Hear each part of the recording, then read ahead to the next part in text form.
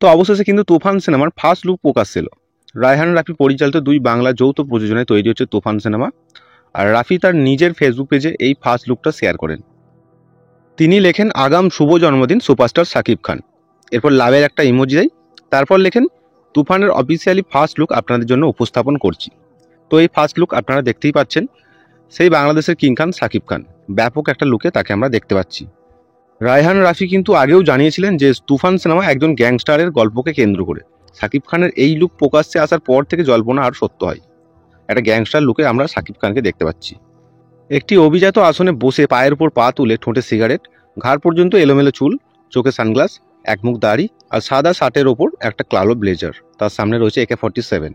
একটা গ্যাংস্টারের চরিত্রের লুকটা কেমন হয়, তো সেই লুকটাই শাকিব খান তুলে ধরেছে। মানে এই হচ্ছে শাকিব খান।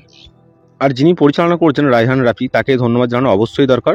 কারণ এর আগে যেসব সিনেমাগুলো রিলিজ করেছিল সেগুলো কিন্তু খুব ভালো সিনেমা ছিল। যেমন ধরুন খাঁচার ভেতর অচিন পাখি, দামাল, পরাণ, সুড়ঙ্গ এবং আরও অন্যান্য। 2023 সালে সুড়ঙ্গর পর তুফান সিনেমা নিয়ে ফিরে এলো। আর একটা বড় আপডেট, এই সিনেমার খলনায়কের চরিত্রে মানে ভিলেনের চরিত্রে শাকিব খানের মুখোমুখি হতে চলেছে যিশু সেনগুপ্তর সঙ্গে।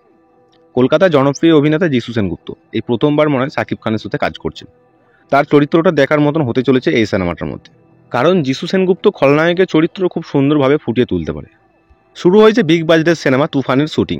পুরোপুরি অ্যাকশন ধাঁচের এই সিনেমা। সুপারস্টার শাকিব খানের বিপরীতে দেখা যাবে 2 নায়িকা, বাংলাদেশের মাসুমা রহমান নাবালি ও কলকাতার মিমি চক্রবর্তী। আর এই প্রসঙ্গে আপনাদের যদি কোনো বক্তব্য থাকে সেটা আপনারা কমেন্ট করে জানাবেন। আর আরও জানতে আমাদের সাথে জুড়ে থাকুন।